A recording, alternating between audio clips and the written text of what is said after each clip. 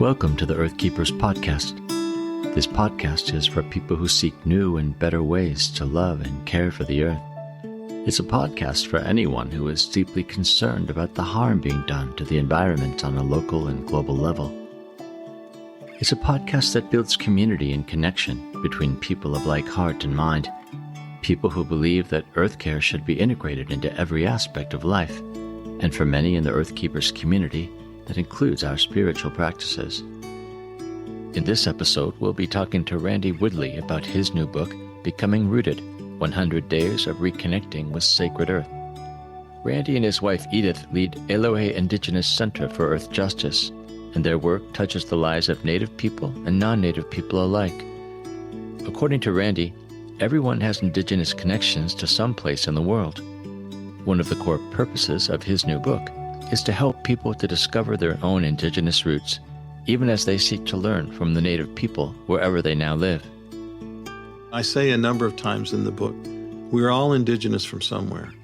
The values that have been developed, the relationship with the earth, those were all given to Indigenous peoples all over the whole earth. I call them the original instructions. And those are what's needed to sustain us and to treat each other well also. Welcome, friends, to the Earth Keepers podcast. Welcome back, Randy, to the podcast. This is the second time you've been on, but for those who have not heard that first podcast with you, wondering if you could tell us a bit about what you and your wife, Edith, are up to these days. Yeah, probably first of all, I should say that everything we do together, except for my role at Portland Seminary as a professor of faith and culture. But over the last 32 years, we've been active serving our Native communities, and in the sort of latter part of this, really serving non-Native people as well, because we realized some time ago that if we don't all heal together, the problems won't be solved. And so a lot of times we direct our attention to both Native and non-Native.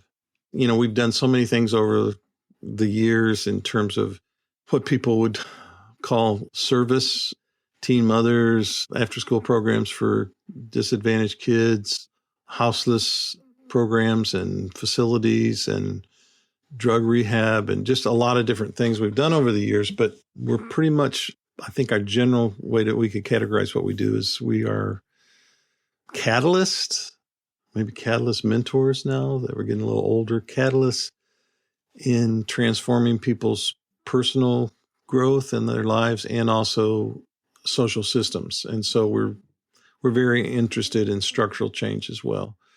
Part of the reason that we have Eloheh Indigenous Center for Earth Justice and Eloheh Farm and Seeds is because we want a place and a model to demonstrate some solutions. We're not just trying to put a finger in the big dike of, the world's problems, but we're also trying to create a model that will help people to be able to take some of the things that they discover and put them in their own situations. And I used to think, the world was the more people you could reach with your message and all that, but that's not really how things work. I think just creating good models is a way to affect change in the world. And so that's what we've been up to for a number of years here with Eloheh. Looking at your ministries and the various things that you're doing, I might add that relationship is another important key dynamic in the work that you do. Would you agree? Yeah, absolutely. We used to have as a sort of a mantra a while back, short-term mentoring, lifelong relationships. And I think that's important for us. We don't think about it in terms of like, oh, are we going to form a relationship? We just think about like being with people and liking to be with them and hoping that we can continue that down the road. So under the category of relationships, we've built over the years by hosting people so many relationships around the world, and we've been so enriched by them that they mean so much to our lives. Yeah. So thanks for mentioning that. I appreciate it. Well, I would even say that there's something about your books that's relational. I'm not sure quite how to explain that, but you write in such a way that is really invitational, really welcoming. And so I think people feel like they know you when they read your work. Thanks. I've had people say, your voice comes out in your books. And so, Yeah. that's what I want. I mean, we try to just have integrity with everything we do. We're people who speak from the heart. And I hope that comes across in the things that I write as well. So thanks. Yeah. Well, I think one of your strengths is storytelling. And you're quite vulnerable, actually, to tell stories out of your own life and your family's life. And I can remember reading along in some of your books, and I come across a difficult passage, and I think, what does that really mean, right? And sure enough, the next thing you do is tell a story that talks about what that really means and kind of shows us the actions behind the ideas. Yeah. I don't know that my family's happy that I do that often, because a lot of times the stories are about them. But I hope people get to know us and who we are, because that's the richness of life, is getting to know each other. And part of this whole thing is about, like, what does it mean to love, right? So this is it's a journey to understand how to love others and how to love yourself and your family and everyone else. But I've come to discover that the opposite of love is not hate. I don't think it is. I think hate is something that demands a lot from you, a lot of energy, a lot of maintenance and everything else. And to spend that much time with something, you have to have some good feelings about it, right? But I think the opposite of love is to be superficial. It's to be not vulnerable. It's to be uncaring about what happens to the people around me, to disenfranchise people, to marginalize people, all of those things. That is the opposite of love.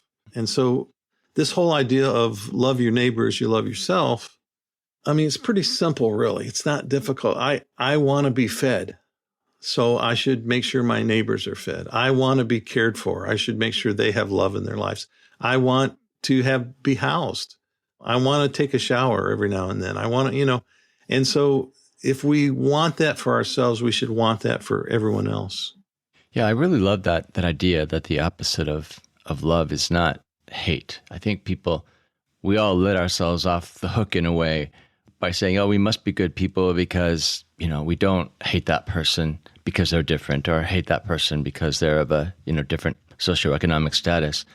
But, indifference is almost a form of violence in itself. When you're indifferent to people, when you're dismissive, there's something really dehumanizing about that. Absolutely. Yeah. That was the word I was really looking for. Thank you. Indifference. Yeah. So you have a new book coming out, Becoming Rooted, 100 Days of Reconnecting with Sacred Earth. Tell me, why this book at this time? Well, the world's in a mess. Our country's in a mess. Climate change is bearing down on us every day. And we've not treated the world the way it deserves to be treated. We've not treated the earth and the whole community of creation, all of God's creatures, the way they need to be treated. And so there's a reason why. And I started asking why a long time ago. And I've sort of boiled it down to the Western worldview, which is a worldview with all kinds of deficits.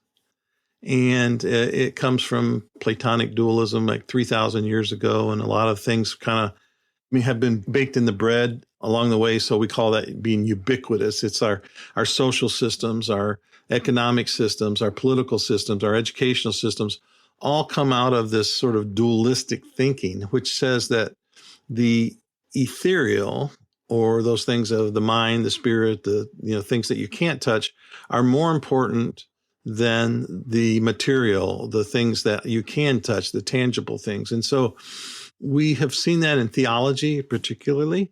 We see it in our politics, and we see it in our social movements. We see it in the culture wars. If you think the right things, is what we think. If you think the right things, then you're basically a good person and you're doing your job.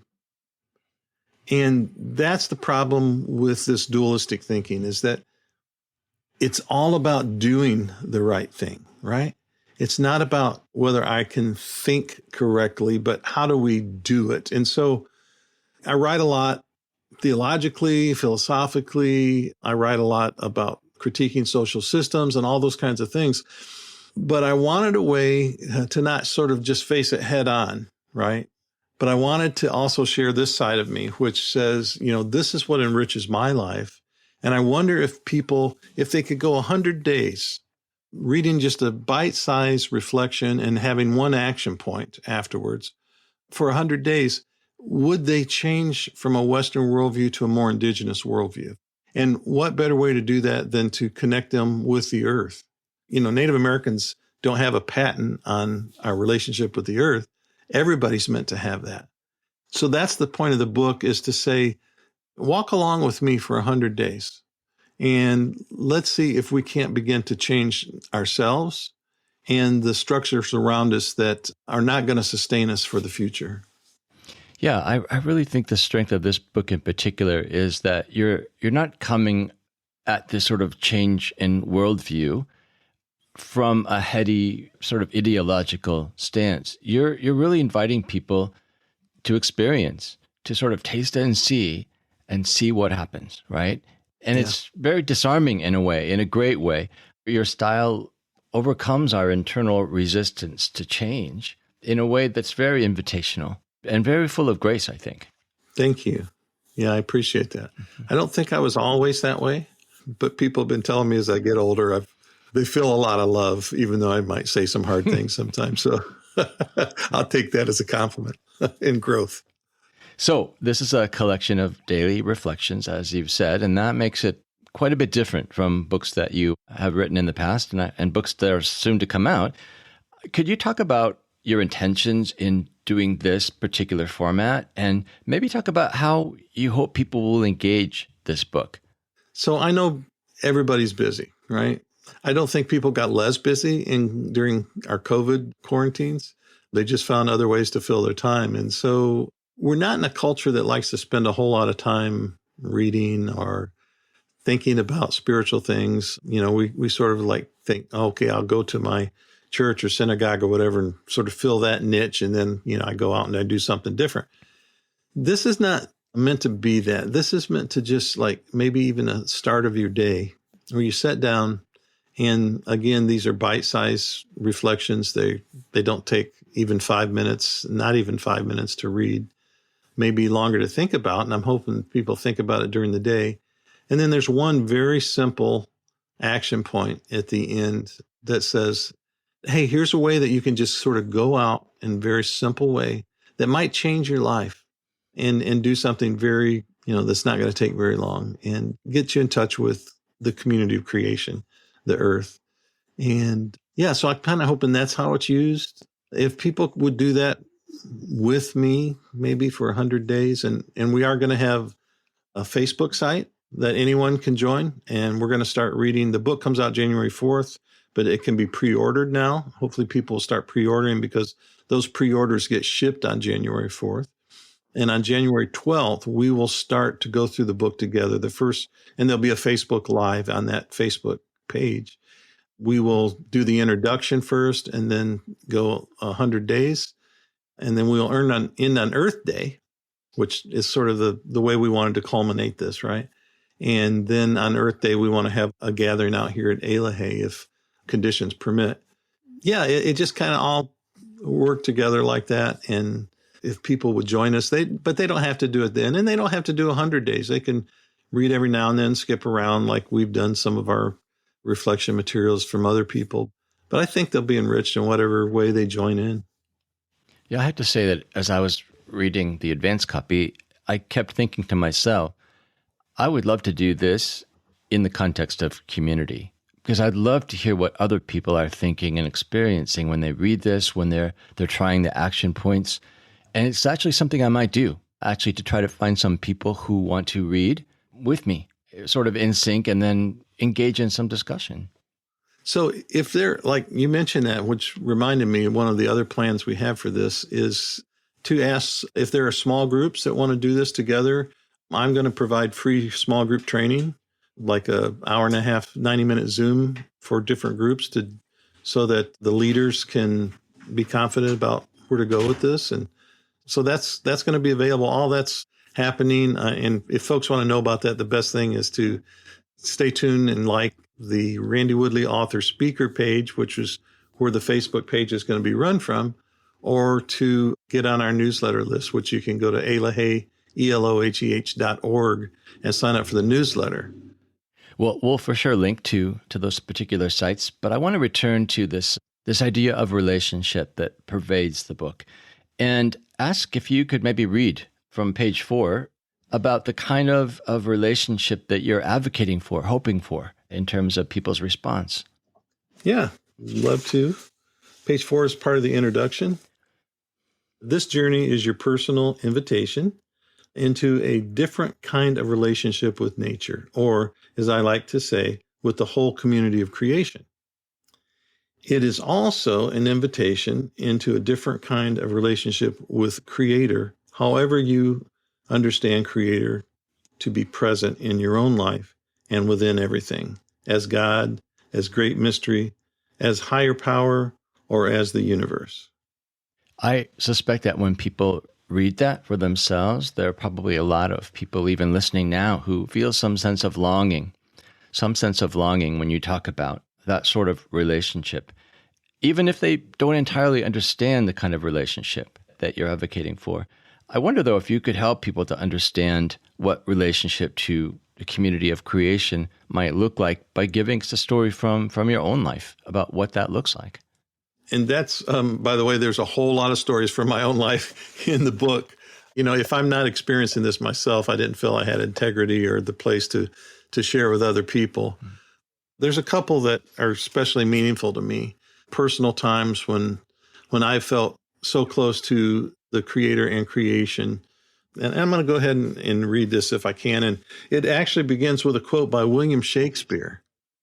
"And this our life, exempt from public haunt, finds tongues in trees, books in the running brooks, sermons in stones, and good in everything." I thought that was pretty insightful. Chapter 3 is called Sacred Sleep, Sacred Water. And I think the reason I like this so much is because I long for that time again in my life.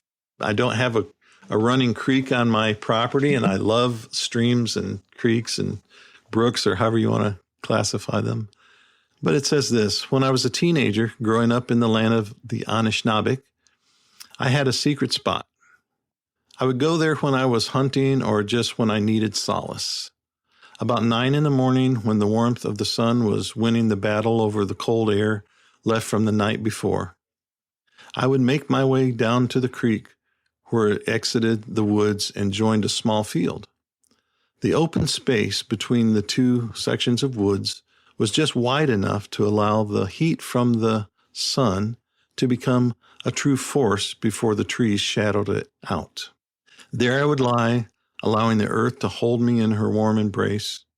I would close my eyes and listen to the gurgle of the creek. Those sacred moments often turned into calm sleep that was peaceful, but not quiet.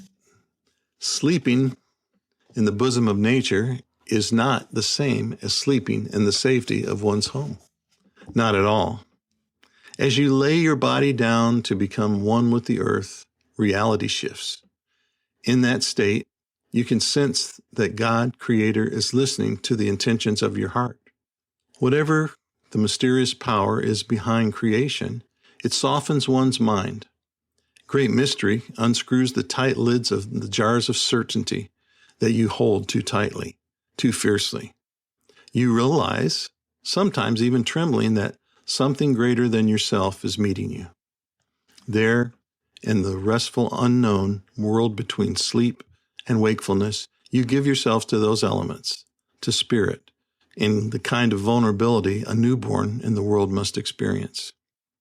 I dozed off into the realm of sacred beauty rest next to that stream.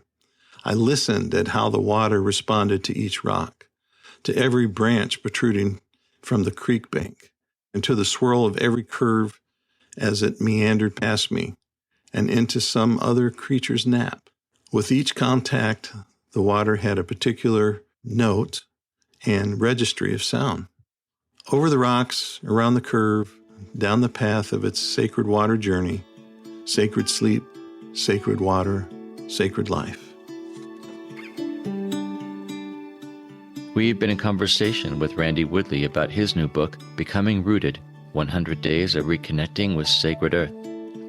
if you've been intrigued by some of the things that we've talked about so far, you might consider taking a closer look at the book on his website at randywoodley.com and click on New Books.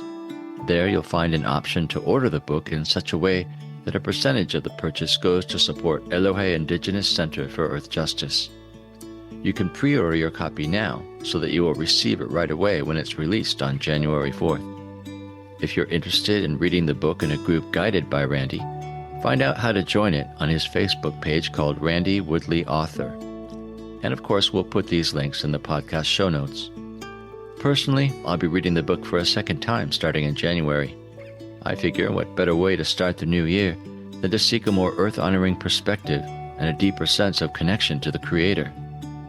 For now, let's get back to our conversation with Randy Woodley. I find that much of what you write in this book is almost permission-giving. Because you tell your stories in particular, you show what it could look like for someone to try this new mode of being, this new mode of relationship. I found that in my case, a lot of times when I heard your story, it pushed me to recall moments that from my own life that I had experienced that had a similarity or a resonance with the story you were telling. And Yes. in that sense, you were reconnecting me to experiences that I've already had. And so it wasn't just outside ideas coming in, but you were calling up my own encounters with nature. That's wonderful to hear, because that's really the idea. It's that we all have this relationship, right, with the community of creation.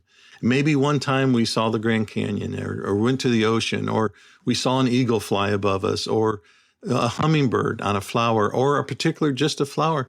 And we felt that special connection. And so I'm hoping that I can reawaken that in people's lives and do exactly what you just said, and to think about, oh, I do have a relationship with nature. I've just been ignoring it. And I think that that's where the permission giving comes in. You legitimize those experiences when, in fact, many people have been taught to delegitimize it, right? And so to call it relationship, to value that relationship as a significant part of spiritual practice even, I think that's pretty powerful. Yeah, I'm hoping so, because we are not going to be able to sustain the earth, ourselves on the earth. I think they're just going to be okay in the long run, but I'm not sure humanity will. And so we need to find a different way of relating. And I think perhaps from our indigenous perspective, this is one of those ways that might help us sustain our privilege to be caretakers of the earth. So I want to talk about a particular term that you use, indigeneity. There's a lot going on in the book around that idea, that term. What does it mean to become more indigenous to the places we live in? So I think it takes several things. One is to understand who lived there before you, and perhaps where are they now and what's going on, and to begin to build and understand their mythologies and their stories and their causes that they're involved in now and their events and those kinds of things. So there's one sense that just means to be a good guest on someone else's land, right? So that's one thing. But then in terms of, I say a number of times in the book, we're all indigenous from somewhere. The values that have been developed, the relationship with the earth, those were all given to indigenous peoples all over the whole earth. I call them the original instructions. And those are what's needed to sustain us and to treat each other well also, those values. And so I think all people were given those values, those original instructions. And so in some sense, getting in touch with our own epigenetics, some people call it the ancestors calling us back. The ancestors are speaking to us and saying, there's so much you've lost. And they look forward to those ancestors the day that we stand here, 14, 15, 20, 25 generations ago. They wanted something of themselves to remain intact, and of the good things. Those are the things that we need to sort through and say, what are those good things? What are the myths? What are the ceremonies? What are the spiritualities? What are the ways that they looked at life that can help me be in touch with the earth and be a better caretaker and earth tender? And so we have our own sort of indigeneities, all of us, We call that a small I and a lowercase I.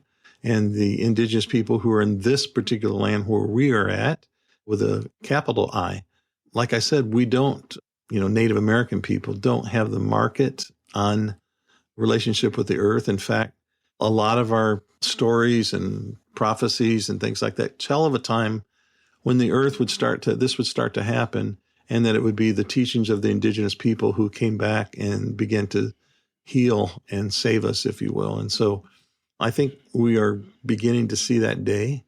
We would certainly see ourselves as a very small part of that, but hopefully we are a part of that. I really want to give emphasis to that idea. It's a very powerful one. And I think what I hear you saying is that we have lost touch perhaps with our own indigeneities, wherever we come from in the world, but we've lost touch with that. And what we need, though, is people who still have those traditions, that worldview intact, to show us what it looks like, to model for us indigenous values, which ideally will push us back onto our own values from our own roots.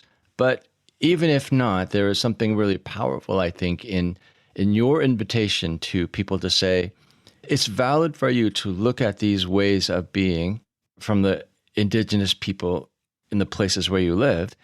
It's valid to look at those traditions and borrow from them, in the sense that you can learn to think differently, learn to be differently in terms of your relationship with the land, without, I think, appropriating. Yeah, exactly. That's why I wanted to make the distinction. It's in a sense what we are borrowing, if you will, or what we are actually learning from and assimilating in our own lives are the values. Not necessarily the tangible objects or the ceremonies or things like that. Those you need to be given or earned or invited into. And there's lots of that happens also, but we don't, appropriate or misappropriate other people's cultures. But the values that sustain them are universal. And that relationship with the earth is universal. And whoever you are on earth, your own people had those values at one time. And I think it's up to us to sort of regain them. And then don't leave out the actual experience that we might begin to pick up those values again just from spending time with the earth and the community of creation. Yeah, I think we've lost a lot. Yeah, we've lost a lot of stories. We've lost a lot of ceremonies. We've lost a lot of knowledge. But the earth is still here, and the earth is still teaching us. Mm-hmm. So if you were to look at my genetic history, you would see a big circle around places that were Celtic. So Wales and Scotland and Ireland, that's where my roots are primarily. And it's interesting to hear you speak about indigeneity in this way, because when I go there, and I go to teach there at least once a year in the UK, when I'm there, I feel at home in a strange way, right? There's a connection to that place that is very powerful, and it draws me to be there as much as possible. This summer, after my teaching there, I'm going to be able to spend more time exploring and actually going to these various places where I know my family history is rooted. What would you advise someone like me to do, though, in terms of rediscovering indigeneity? And of course, we don't have to travel to do this, but I have this opportunity to follow that impulse in me that's already there. But what are the questions I ask, and who do I ask? Yeah. And that's what I referred to as your ancestors calling you. Some people have that and some people don't. And I think every culture is different. So I think you have to sort of find cultural guides in those places to help, or cultural guides who also relate to those places who can help. And I think, Celtic spirituality is one of those more holistic spiritualities that wasn't as affected by the Western worldview. There's a quote I always liked, and I can't remember it now, but it's like, you can tell a person's religion by how they treat their cow. So that's their connection to the creation, right? The community of creation. So yeah, find your cultural guides. Sometimes they're books, and sometimes they're websites, and sometimes they're people, and hopefully there'll always be people involved. And ask those questions, because I don't know that there's a formula, except for I would also like to speak to the fact that I think over the years, the West, and especially the Western Church, has squashed a lot of cultures and called them pagan, Sometimes they may have been, sometimes they weren't, and they were being classified that way. And I know that's true because that's how they categorized our Native American cultures, as evil, as Satan worshipers, as pagans, et cetera, et cetera. And that was just not true in, 99.9% of the cases. So I imagine that same thing, that same strategy was used over the years, especially at times when the church had more force over people and could enforce their beliefs. And so I wouldn't just carte blanche throw everything out. I would say, maybe there's some good stuff here for me to come back to or to understand or somehow. And then whatever the model is that you see in the other culture that perhaps you belong to, then how can that be transferred into the land that you now live and also honor the host people who are there? We're getting into an area that we haven't spent a whole lot of time thinking about. And all this is happening at the same time when world travel is so easy, when epigenetics, when ancestry is so available to everybody. And so, there's a lot to discover. There's no sort of formula for it, but there's a whole lot for us to discover about who we are spiritually and how we relate to the earth spiritually and what's comfortable for us, right? Yeah. Well, again, I think one of the most powerful elements of this book is the invitation to learn from indigenous traditions where you are, the capital I Indigenous traditions.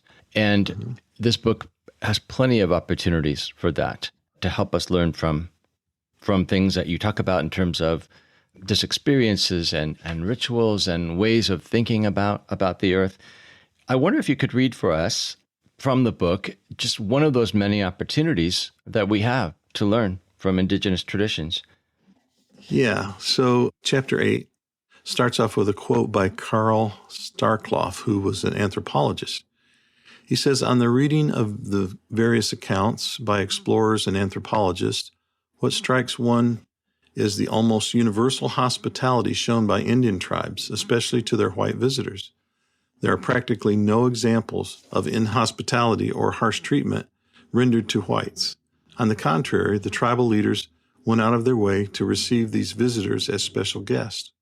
The Harmony Way is a way of living that undergirds all of Native American history, religion, traditions, ceremonies, stories, philosophy, and relationships.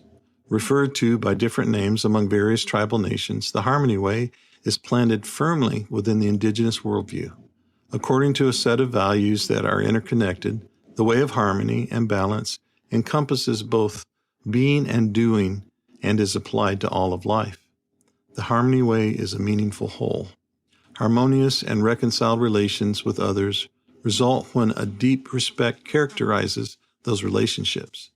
The wisdom of indigenous traditions and stories emphasizes the importance of restoring the relationship that exists among Creator, humans, animals, and the earth, what I call the community of creation. One of the principal values found within the way of harmony is generosity, often expressed through hospitality. Other values include respect for everything and a lifestyle of gratitude, especially to the earth, which produces well and in abundance.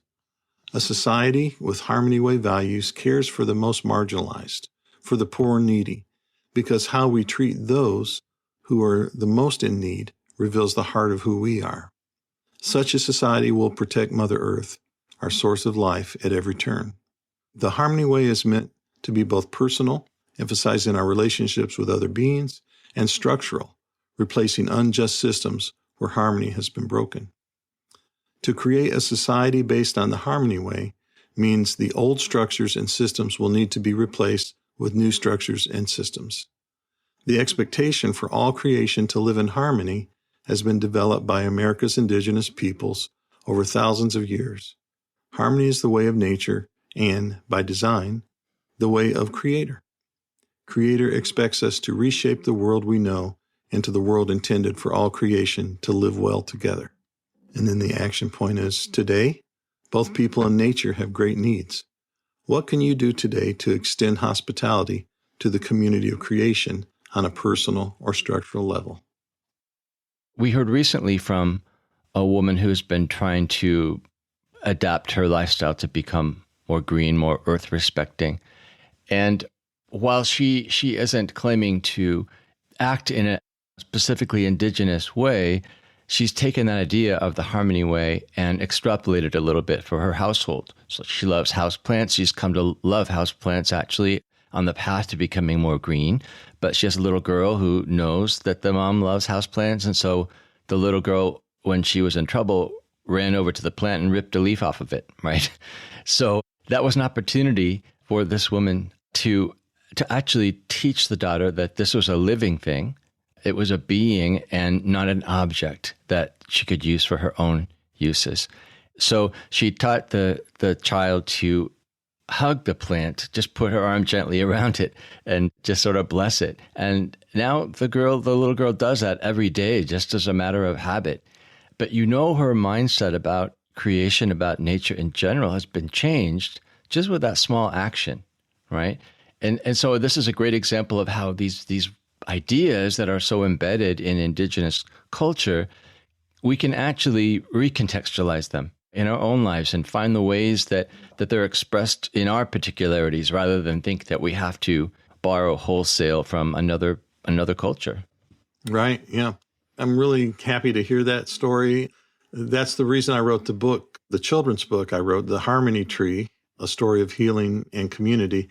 And the idea is to not just be a bridge between host and guest peoples, but to also animate nature so that children begin to see that nature are not objects, that the trees have life, they're living and they are connected and they have community and they're part of everything that we do as well. So we're all related, we're all connected. I wonder if you could also read from another place in the book. This is the short reflection on place, which is number 23. Very short quote at the front by James Baldwin. It says, "People are trapped in history, and history is trapped in them." Place is everything. We relate to either a real place or an abstract sense of place. The Western world creates a category of place and then universalizes it, making it abstract. When Great Mystery made this world, it was designed to be a place for relationship among creator, human beings, and all of creation. Each part is related to the other, and each is different in its role. All are equally important. Each place contains a rich geographic and socio-cultural history. That history, which includes the host people of the land and all creatures who inhabit it, makes a particular environment. Each place consists of particular water features, elevations, flora and fauna, insects, and soil. Every place is unique. To universalize a place is to neglect our human purpose. When we depersonalize a place, we begin to abuse the land. Ignoring the history of a place or treating it superficially shows extreme hubris. To treat one species in that particular environment as more important than the others displays arrogance, and we do so at our own peril. It is common for indigenous people to understand one specific place. As a result, they understand their relationship to that particular place. The context of that relationality, as it relates to place, exists in indigenous people's own stories and revelations. Their relationship to that place is embodied in ceremonies and in food practices.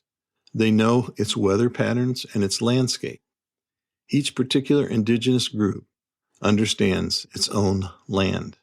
And then the action point is, hundreds of generations have lived with the land on which you live.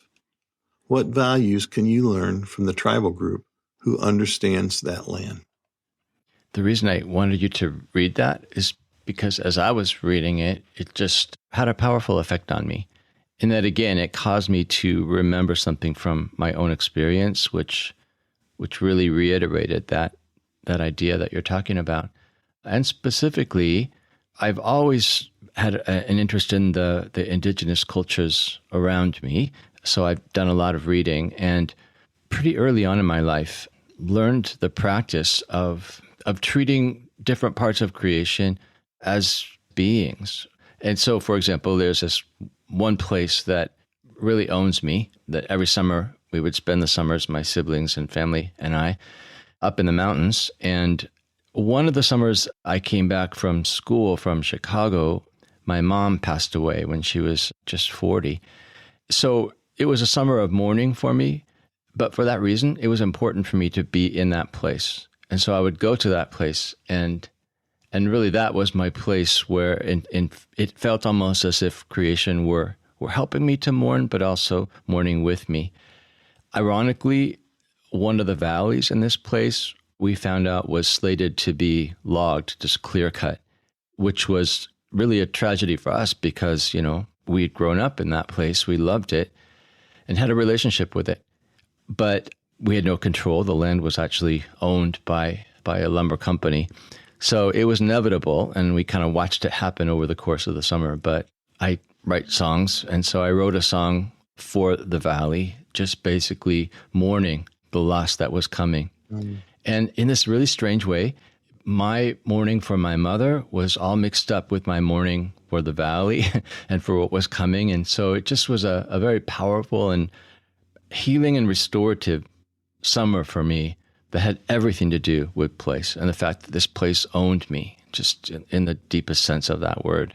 So just to say, that's what I appreciated about this particular essay, is it invited me to bring my own experience to the reading. Yeah, that's a beautiful story. Thank you for sharing it. Yeah, so much depth there when we think about Mother Earth and our own mothers and the creation, and yeah. So what is your hope for this book as it gets released into the wider world? What are the changes that you would like to spark in the people who read it? I think, there's always this interplay between what happens to us personally and then what we are involved in structurally and socially. Sometimes persons change and they begin to change structures. Sometimes structures change and they begin to change persons. I'm hoping that this is a combination and that we begin to take our responsibility as earth tenders seriously, and that it doesn't just affect our lives, but it affects our families, it affects our children, our grandchildren, and that it affects the politics that we're involved in, that it affects the way that we begin to judge everything by what is the damage this is going to do to the earth and to the creatures living on the earth, not just the human beings, and not just one particular, but the whole environment. And so that we might make a better earth, more livable and more sustainable for our children, grandchildren, great-grandchildren, and all the way down generations. We've been in conversation with Randy Woodley about his new book, Becoming Rooted. To order this book or to find out how to be part of Randy's reading group, go to the show notes for this episode on the Earthkeepers podcast website at circlewood.online/Earthkeepers. If you appreciate this podcast and want to help us expand its global reach, please show your support by subscribing. Just go to whatever platform you listen to podcasts on and hit subscribe or follow for the Earthkeepers podcast. Earthkeepers podcast explores ways in which we can change ourselves, our communities, and our cultures to help us to care for the earth in holistic and regenerative ways. Through curated conversations, we highlight the wisdom of thought leaders and change agents who are making a difference and showing us a way forward.